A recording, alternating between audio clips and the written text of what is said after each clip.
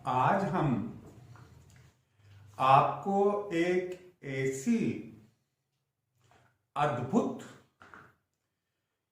और चमत्कारी चीज की जानकारी देंगे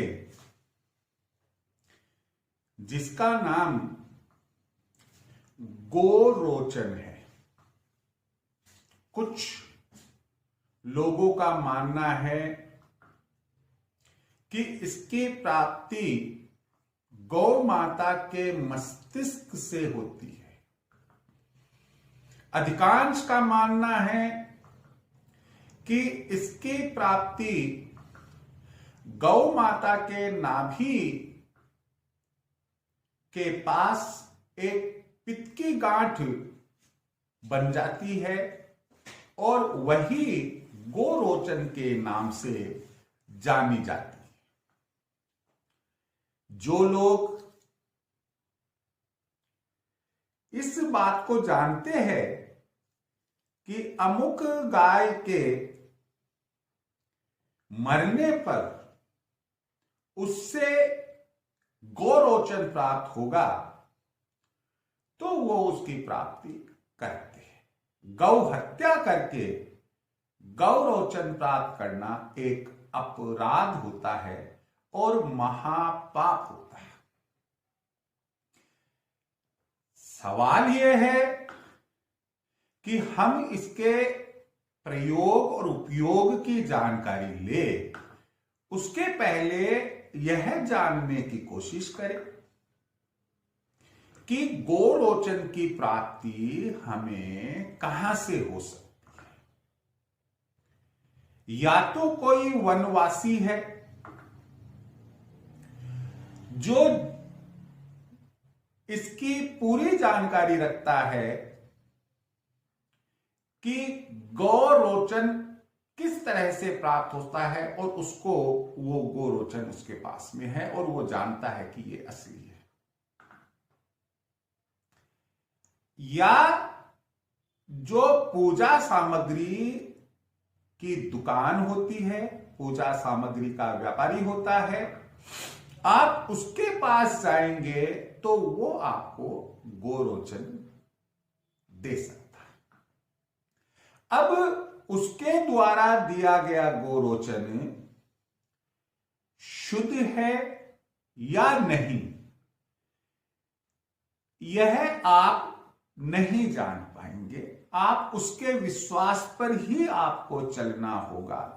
हम अब इस पर विचार करें कि गोरोचन आखिर करामाती क्यों है, चमत्कारी क्यों है, इसका आध्यात्मिक वास्तुशास्त्र में उपयोग क्या है। उसके पहले मैं आपसे यही कहना चाहूंगा कि आप मेरे वीडियोज पूरे देखें। अभी भी ऐसा लगता है कि कहीं ना कहीं एक आधा मिनट देखने के बाद में कुछ व्यूअर्स, कुछ देखने वाले उसको शट डाउन कर देते। मैंने तो ये भी नहीं पूछा आपसे कि आप कौन हैं, कौन नहीं हैं, लेकिन मैं आपसे ये उम्मीद लेता हूं कि आप वीडियो को पूरा देखेंगे ताकि मैं जो अपना ज्ञान आपके साथ शेयर कर रहा हूं आपको वो प्राप्त होता रहे। दूसरी बात यह है कि अगर आपने अब तक सब्सक्राइब नहीं किया है, आप सब्सक्राइब करें, बेल आइकन को दबाएं। खैर, अब अपन अपनी मुद्दे की बात पर आते हैं। तो आपने कहीं से गोरोचन की व्यवस्था करी। अब गोरोचन की व्यवस्था करने के बाद में अब आप क्या करेंगे साहब? देखिए, अगर आप प्रातः स्नान कर पूजा करते हैं, एक व्यवसायी है, एक पेशेवर व्यक्ति है, आप एक महान हस्ती है, नेता है, अभिनेता है, समाज में आपका एक बहुत अच्छा स्थान है, आप प्रातः स्नान के बाद केसर, चंदन और उसके साथ गोरोचन मिलाकर तिलक तैयार करें और वो तिलक आप अपने मस्तिष्क पर लगाएं। आप पाएंगे कि जो लोग आपसे रुष्ट रहते थे, आप में एक ऐसी आकर्षण शक्ति आ जाएगी कि वो लोग भी आपकी बात मानेंगे।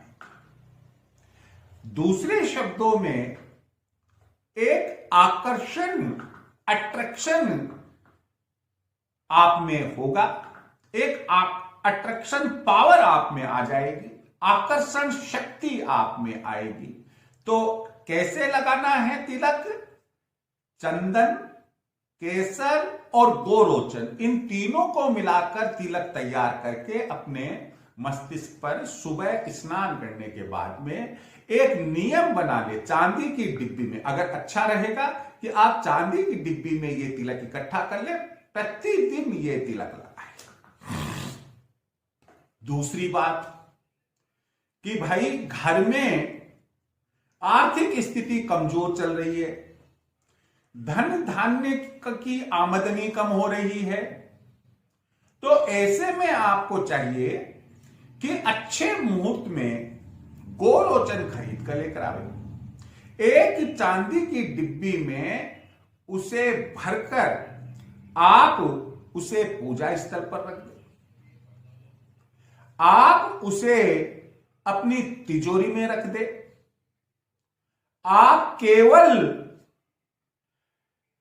गोरोचन की पुड़िया बनाकर अपने पर्स में रखें। आपका जो आर्थिक संकट है, कुछ दिनों में वो आर्थिक संकट दूर हो जाएगा। धन धान्य की जो रुकावट थी, उसका आगमन शुरू हो जाएगा। आप एक बात का हमेशा ध्यान रखिए, हमारे हिंदू धर्म ग्रंथों में ये जो बातें लिखी हुई है, इसके साथ एक शब्द विश्वास और आस्था, दूसरा शब्द ये लगा हुआ है। आपको इन बातों में विश्वास और आस्था होनी चाहिए। और अगर आप लकीर के फकीर हैं, तो फिर शायद हो सकता है कि ये बातें आपके लिए कामगर हो या ना। अगली बात मैं बताने जा रहा हूं, वो ये है कि आपके घर में कोई बीमार है, लंबे समय से बीमार है, वो बीमारी नहीं जा रही है उसकी। आप क्या करें, किसी भी रविवार या मंगलवार, देखिए वार के नाम पुनः बोल रहा हूं मैं, रविवार या मंगलवार को गुलाब जल में थोड़ा सा आप गोरोचन डालें, उसे अच्छे से मिलाए और एक एक चम्मच रोगी को दे। आप देखेंगे कि कैसे चमत्कारिक रूप से वह स्वस्थ होने लग जाता है। आप गोरोचन की शाही तैयार करें। अगली बात बता रहा हूं, गोरोचन की शाही तैयार करें। मोरपंखी आपको पूजा सामग्री वाले के यहां मिल जाएगी या आपके घर पर पूजा की ताक में रखी हुई होगी। भोजपत्र लेकर आ जाए, खरीद कर ले आए, और भोजपत्र पर अच्छे मुहूर्त में, अच्छे वार को उत्तर या पूरब की तरफ मुंह रख के एक बीसा यंत्र बनाए। कौन सी शाही से बनाएंगे? गोरोचन से जो शाही तैयार की। कौन सी कलम से बनाएंगे? मोर पंखी को कलम बनाएंगे। उससे क्या बनाएंगे? बीसा यंत्र बताएंगे। और उस भोजपत्र पर लिखे हुए बीसा यंत्र का ताबीज बनाकर दाहिने हाथ की बाजू पर आप बांध लीजिएगा। देखिए किस तरीके से आपको आपका आर्थिक संकट दूर होगा। आपके स्वास्थ्य में दिन प्रतिदिन लाभ ही लाभ होगा। अगली बात जो बताने जा रहा हूं मैं, वो ये है कि कोई कहता है आपका राहु खराब है, कोई पंडित जी कहते हैं अभी तो मंगल की दशा चल रही है, कोई कहते हैं कि केतु की दशा चल रही है, कोई कहता है 7.5 चल रही है। अरे भाई ठीक है, अब मैं अकेला मैं क्या क्या करूं, ये तो नौग्रह है। यदि आप केवल गोरोचन का तिलक लगाते हैं, वापस सुन लो, केवल गोरोचन का तिलक नियमित रूप से प्रतिदिन लगाते हैं, पक्की बात है जो ग्रहों के दुष्प्रभाव है वो खत्म हो जाएंगे, उसमें काफी कमी आएगी। अगली बात, बच्चे या बच्ची की, लड़का या लड़की की